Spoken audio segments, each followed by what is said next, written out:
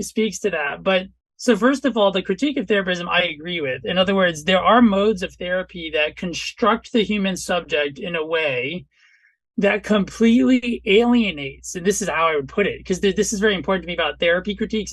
All talk of therapy is normative metaphilosophy, unavoidably normative metaphilosophy. And to me, it's extremely important to signal responsibly when we can't avoid being normative. When you're talking about competing descriptions of human nature, you are implicitly engaged in a kind of a normative project, even if you yourself don't want to be asserting anything because you don't know what's going on, right? I'm not saying, for example, I know what human nature is, but I have some ideas and they conflict with other people. So insofar as we've had a therapeutic tradition, which does come out of this bastardization and kind of domesticization of psychoanalysis, that basically is for really rich white kids whose parents don't like what they're doing on the weekends.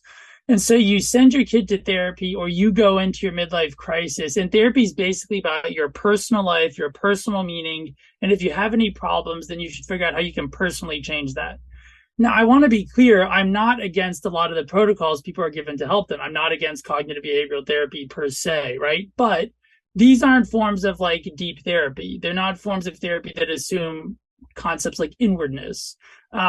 So when you get this kind of egocentric psychology, it's true that it's like a kind of capitalist paradise. From the Marxist standpoint, it completely alienates the subject from the way in which a lot of their neuroses are simply structural symptoms in their psyche of a kind of form of class domination by their actual material infrastructure, right? So it's like maybe you're depressed because of the fact that you have to work a shitty job, right? It's like that could be really depressing.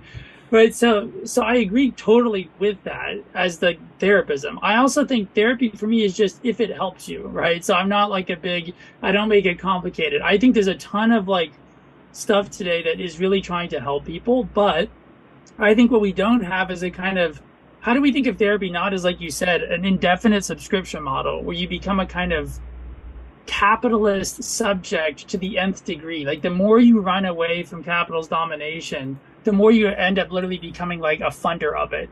You know, you just pay for ever more expensive forms of therapy. So the first thing I would start with that is that there is a really strong class dimension to therapy that it's worth really flagging up front, especially in a context like this where you're welcoming that. It's like, right, this is the hierarchy of therapy is this. Social work is for lower class and problem class people, okay? Therapists are for middle class professionals, and analysts, psychoanalysis has historically been for the upper class elite. So if you look at the demography of the consumers of therapy, you also have to correlate it with the modes of therapy are very economically connected. We have a very like kind of just massively idiotic leisure class today in the capitalist ruling class. So they're not as interested as they used to be in going even to Freudian psychoanalysis. But, you know, the sort of housewife or rich hedge fund guy of 70 years ago, when he had a nervous breakdown, he might have actually had one of his friends say, you should see my analyst. And he might have actually gone to a Freudian analyst or a Reichian analyst or a Jungian analyst. Right. 70 years in, you're just going to want to sort of get yourself fixed. So those people, I think, aren't doing therapy. They're doing pills. Okay. So one of the reasons I think we need therapy is, what is therapy an alternate to? To me, therapy is an alternate to a lifetime dependence on pharmaceuticals, if you can avoid it. Not that, right, I'm not against drugs, but it's like, I would rather have people think I could spend 1 year talking to someone and I might not have to take mind-altering psychotropic drugs that no one quite understands and that can hurt a lot of people. If it helps people, of course I support that, right? But there is a kind of very unhappy, obvious, just economic conspiracy in the most literal sense between pharmaceutical companies and the psychiatric community. So I'm for therapy as opposed to permanent dependence on overly convenient drugs.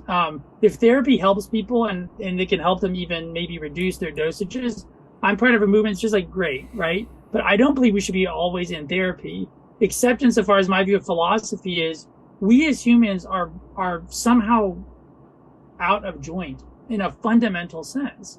So therapy to me is not a modality. Like, it's not something you go to. That's what we've been talking about. But what I mean by it, which we can transition, this is what I mean by it is we need to be healed. So to me, a good human life is a human life that first of all embraces that need, it doesn't fight it. And that to me is what being pro therapy for me personally means. It means I'm pro healing.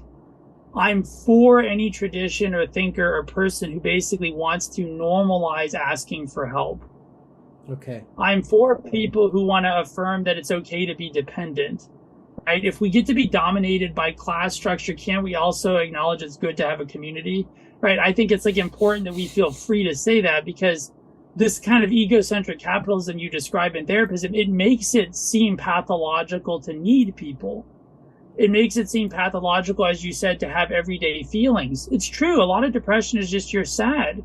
Maybe you need to take something for that, but maybe the sadness is an invitation to what? And then you get into what? An existential theory of emotions, right? What are emotions? I believe emotions are semantically salient dimensions of the human body. So I think any approach to life takes the information the body gives us as a great gift, particularly from a diagnostic standpoint. And, I could connect that with a lot of doctors and traditions, but that's already a lot of, probably too long of an answer. But that's the kind of where I sit vis-a-vis therapism, a kind of really potted history of kind of why I take the critique seriously in terms of the Marxist background.